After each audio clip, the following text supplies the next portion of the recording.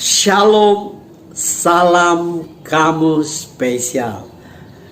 Saya senang kita bisa berjumpa lagi. Nah, Bapak Ibu, saudara-saudara, Indonesia dikenal sebagai negara yang penuh dengan toleransi dalam bidang agama. Tetapi kita juga sadar bahwa dalam perjalanan bangsa ini ada oknum-oknum yang anti dengan toleransi. Saat ini saya ingin mengangkat satu topik terbaru viral. Pidato Presiden Jokowi tidak dipedulikan. Ibadah di Lampung dibubarkan oleh kadrun. Nah, Bapak Ibu, saudara-saudara yang kekasih dalam Tuhan Yesus, beberapa waktu yang lalu Presiden kita Bapak Jokowi berpidato di depan para pejabat pemerintah, dan beliau memperingatkan kepada para bupati, para wali kota, para pejabat pemerintah bahwa kebebasan ibadah itu adalah perintah konstitusi dan tidak ada satupun alasan yang bisa untuk melarang, baik itu keputusan bersama atau apapun. Tetapi Bapak Ibu saudara, nanti kita akan lihat potongan video seorang RT di Lampung berani untuk tidak peduli dengan pidato presiden dan masuk ke gereja dan melarang ibadah di gereja tersebut. Nah, saya mengambil potongan pidato Bapak Presiden dari channel merdeka.com dan juga potongan video yang saya ambil dari fifa.co.id, bagaimana seorang RT datang untuk melarang ibadah di gereja Kemah Daud. Mari kita saksikan bersama-sama. Hati-hati, beragama dan beribadah itu dijamin oleh konstitusi kita, dijamin oleh Undang-Undang Dasar 1945, pasal 29 ayat 2. Sekali lagi, dijamin oleh konstitusi. Ini harus ngerti. Dandim, Kapolres, Kapolda, Pangdam harus ngerti ini. Kejari, Kejati. Jangan sampai yang namanya konstitusi itu kalah oleh kesepakatan. Buka dulu sekarang.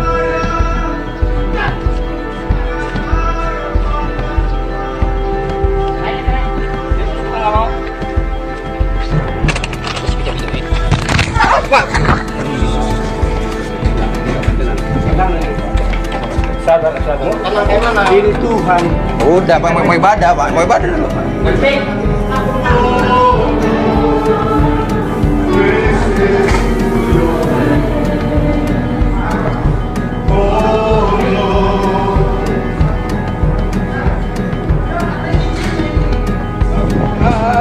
Tak ada dua Tuhan. Tapi kayak ginilah kami minta. Kami dapat. Aduh Tuhan, maafkan dia ya Tuhan. Maafkan dia Tuhan. Marah-marah sampai kemana? Setelah kita menyaksikan potongan video tersebut, kita melihat sesuatu sikap yang sangat-sangat memalukan ya dari oknum RT tersebut. Lebih Bapak Ibu saudara-saudara, sebagai orang Kristen kita tidak perlu marah. Yang kita harus lakukan adalah kita berdoa buat oknum tersebut. Kita berdoa buat pemerintah agar mereka mampu untuk menangani masalah yang ada di Lampung. Bagaimana respon pemerintah dengan masalah di Lampung.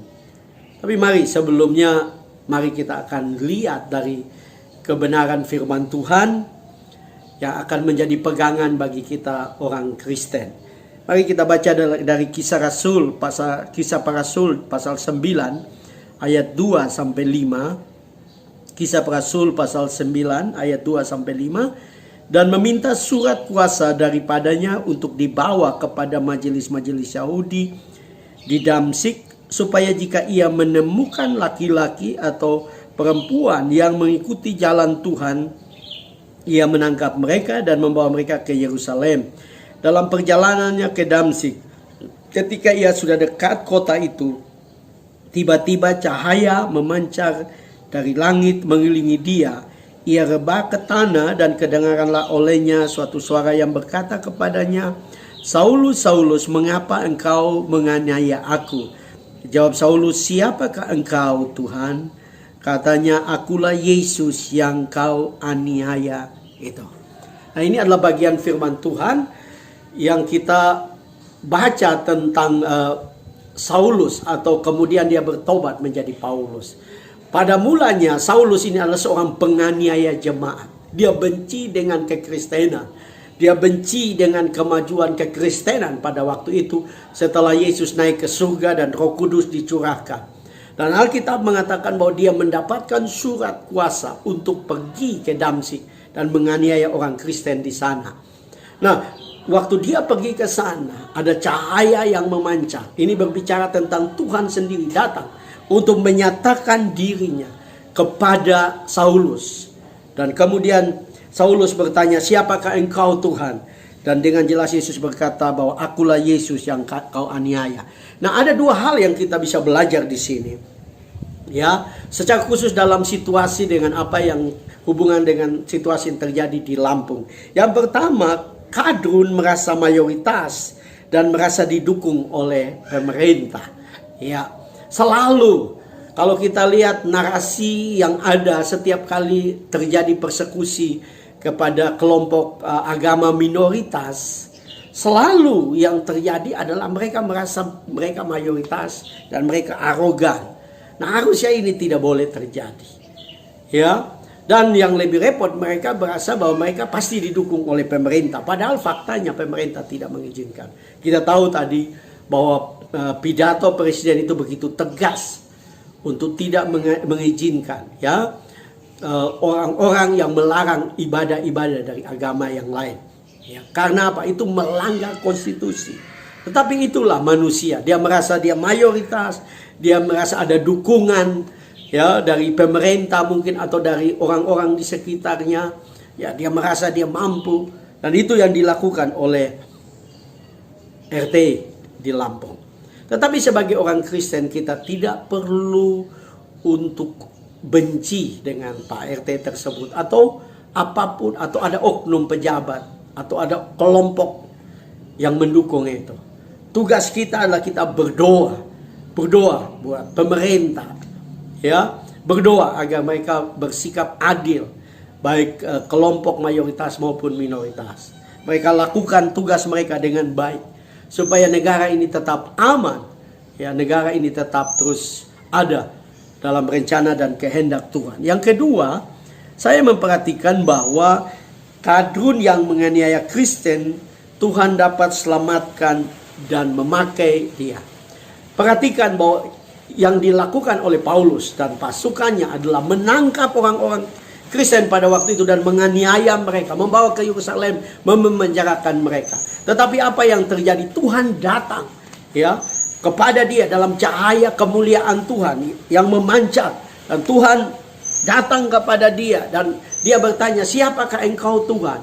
Dan di situ Yesus dengan jelas menjawab, "Akulah Yesus yang kau aniaya." Setiap persekusi, setiap tindakan-tindakan yang menyusahkan orang Kristen atau orang percaya, itu bukan dilakukan buat orang Kristen, itu dilakukan oleh kepada Tuhan Yesus. Karena Yesus dengan jelas, "Akulah Yesus yang kau aniaya" itu. Artinya orang Kristen harusnya begitu kuat dan terhibur, karena penderitaan kita bukanlah penderitaan yang sia-sia. Penderitaan kita adalah penderitaan yang berharga di mata Tuhan. Tuhan menghargai semua penderitaan kita. Tuhan menghargai semua yang kita alami. Dan kita harus tetap kuat di dalam menghadapi semua penderitaan ini. Karena saya percaya Tuhan tidak pernah tutup mata. Mungkin ada yang Bapak Ibu saudara yang menonton video ini, engkau sedang diperlakukan semena-mena. Oleh karena engkau mengikuti Yesus, engkau dianiaya, engkau ditolak, engkau dipecat dari tempat pekerjaan, engkau dibully di tempat kerja atau di sekolah. Ya, saya mau katakan, kuatkan iman, karena engkau sedang mengalami apa yang Tuhan Yesus katakan, bahwa kita akan dianiaya, kita akan diperlakukan semena-mena. Tetapi yang paling penting adalah ingat perkataan Yesus, bahwa waktu mereka menganiaya kita orang Kristen, mereka melakukan hal-hal yang semena-mena kepada kita orang Kristen, mereka sedang melakukan kepada Tuhan, dan mereka berhadapan dengan Tuhan. Karena itu mari kita terus berdoa buat pemerintah, agar pemerintah dapat memiliki keberanian, ya, memiliki otoritas untuk menghadapi kelompok-kelompok radikal yang mau menyusahkan kelompok-kelompok minoritas. Mari kita berdoa. Bapa Sorgawi, kami terus berdoa bagi pemerintah yang ada, Pak Jokowi, para pejabat pemerintah, gubernur, wali kota, bupati, Tuhan, oh Tuhan, Kapolda, Kapolres, Kapolsek, di dalam menghadapi kelompok-kelompok radikal, Tuhan, mereka bisa berani untuk bertindak berdasarkan konstitusi. Tuhan tolong mereka, berkati mereka, berikan keberanian, berikan otoritas, berikan kuasa, dan nyatakan kemuliaan. Kami percaya bahwa Tuhan sudah bekerja. Kami percaya bahwa Tuhan sudah tolong umat Tuhan yang ada di gereja Kemah Daud di Lampung, Tuhan. Nyatakan kemuliaan-Mu. Dan dalam nama Yesus kami berdoa. Haleluya. Amin. Bagi Bapak Ibu Saudara yang diberkati dengan video ini, jangan lupa like, subscribe, karena subscribe itu gratis. Dan waktu engkau melakukan subscribe, engkau sedang menopang channel ini untuk terus berkembang dan jadi berkat besar bagi banyak orang. Juga memberi komen yang membangun sehingga orang yang membaca diberkati. Dan Bapak Ibu Saudara tekan lonceng supaya setiap kali saya upload video, Bapak Ibu Saudara mendapatkan notifikasi dari video yang saya upload. Dan Bapak Ibu Saudara, kalau engkau betul diberkati dengan video ini, bagikan ke Facebook, ke grup Facebook, ke grup WA, grup Telegram, sehingga ada banyak orang diberkati dengan video ini. Saya percaya Tuhan pasti memberkati engkau. Salam.